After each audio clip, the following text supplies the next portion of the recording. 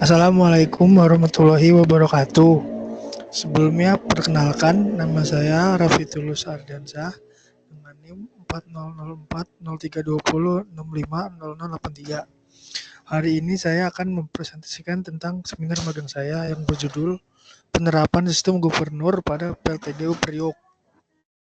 PLTGU adalah pembangkit listrik tenaga gas dan uap. PLTGU merupakan gabungan dari PLTG dan PLTU. Lalu PLTGU ini mempunyai dua sistem, yaitu open cycle dan combined cycle. Combined cycle Open cycle adalah ketika uap panas dibuang melalui stek GTG. Jadi uap panas yang telah dipakai dibuang melalui stek GTG. Lalu combined cycle adalah uap panas yang tadi dipakai lagi, lalu diarahkan ke HRSG untuk diproses. Jadi di stek GTG ditutup, lalu uap panas diarahkan ke HRSG. Siklus PLTGU mempunyai dua siklus, yaitu siklus Rankine dan siklus Brayton. Ini adalah siklus Brayton. Ini adalah langkah-langkah dari siklus Brayton. Proses 1 ke proses 2 adalah kompresi adiabatik, lalu udara masuk ke kompresor, lalu 2 ke 3 adalah pembakaran bahan bakar. Lalu bahan bakarnya dipanaskan melalui combustor chamber. Lalu proses 3 ke 4 adalah ekspansi adiabatik. Ekspansi adiabatik adalah hasil pembakarnya digunakan untuk menggerakkan turbin yang dihubungkan pada generator. Lalu 4 ke 1 adalah pendinginan udara. Gasnya dibuang atau dimanfaatkan lagi. Lalu yang siklus selanjutnya adalah siklus Rankine. Siklus Rankine 1 ke 2 adalah proses kompresi isentropis. Proses isentropis adalah fluida yang dipanaskan hingga temperatur yang telah ditetapkan.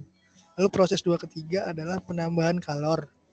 Penambahan kalor pada tekanan konstan ini adalah cairan diubah menjadi uap jenuh kering dengan penambahan panas. Lalu proses 3 ke 4 adalah ekspansi isentropis. Ekspansi isentropis adalah uap digunakan untuk menggerakkan turbin. Jadi uap yang dipanaskan digunakan untuk menggerakkan turbin. Lalu yang proses 4 ke 1 adalah pelepasan kalor. Uap masuk ke tahap kondensasi. Lalu sistem gubernur memiliki fungsi dan jenisnya sendiri. Fungsi yang pertama adalah untuk mengatur banyaknya fluida yang masuk. Lalu fungsi kedua adalah memberikan batas kecepatan saat mesin dalam keadaan idle. Lalu fungsi yang ketiga adalah saat di atas limit, gubernur akan mengurangi bahan bakar. Lalu jenisnya. Jenis gubernur ada dua. Yang pertama isochronous gubernur dan yang kedua adalah speed drop gubernur. Isochronous gubernur adalah gubernur berkecepatan tetap. Dia akan mengatur bukan valve agar frekuensi keluaran generator kembali pada mulai awal atau nilai setting di awal. Lalu speed drop gubernur. Speed drop gubernur adalah ketika sistem interkoneksi, isochronous gubernur tidak dapat digunakan, maka speed drop gubernur harus digunakan jika terjadi penurunan frekuensi. Ia akan mengurangi atau menambahi bukan valve sesuai dengan gaya maksimumnya. Lalu ada deadband. Deadband adalah batas atas atau batas bawah frekuensi di jaringan pembangkit untuk membalikkan ke frekuensi normal.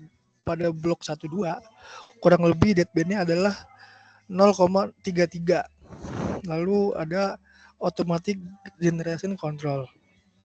Automatic generation control adalah sistem pengatur yang memungkinkan JCC untuk mengatur beban pembangkit dan rentang bebannya.